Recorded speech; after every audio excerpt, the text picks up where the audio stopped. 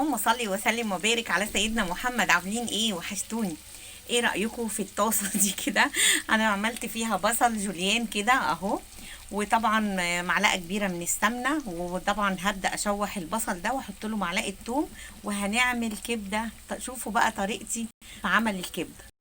وهنا طبعا بصوا معلقة التوم اللي انا بحطها اهي على الفلفل الايه، طبعا الفلفل الاخضر ده مجهزاه اهو. اهو بصوا بدي بس تشويحه كده للبصل مع الايه الثوم بتاعنا، وبعدين هنزل بقى بالكبده بتاعتي اهي. بصوا هديها برده تشويحه كده. في تكه عايزه اوريها لكم انا بحب اعملها قوي، لما بيكون عندي نعناع اخضر بنزل بقى على الكبده بالنعناع الاخضر، بيغير الطعم والريحه وكل حاجه. بصوا طبعا اهي.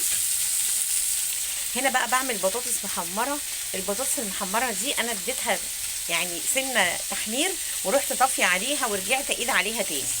تمام كده. وهنا الكبده معانا هنديها تشويحه بالفلفل الاسمر.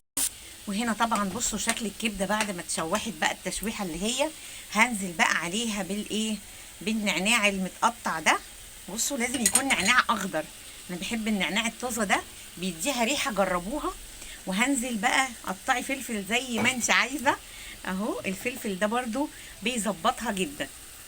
وهنا الكبده طبعا بصوا ريحه النعناع فظيعه، وطبعا الفلفل خلاها حراقه وجميله جدا جدا. ومعلقه الصلصه طبعا ادت تحميطه كده للطعم حلوه قوي قوي، وكمون وملح وفلفل اسمر. وهنروح نغرفها ونشوف الشكل النهائي.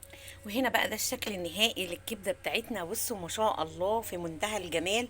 وطبعا البطاطس اللي حمرتها معاها اهي، شايفين الجمال، والنعناع كمان مدي ريحه خطيره خطيره.